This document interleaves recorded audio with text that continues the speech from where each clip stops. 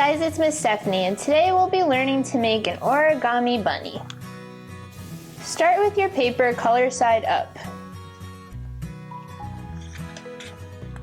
Fold your paper in half like a taco fold. Unfold. Flip your paper over and fold back on this side again. Now we're going to fold our triangle in half.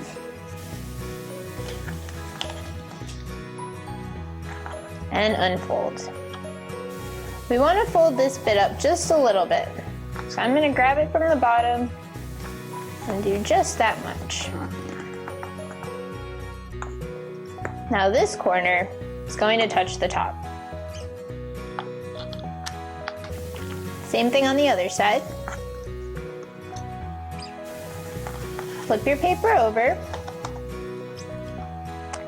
This top flap is going to fold inside, and this bottom corner is going to fold back.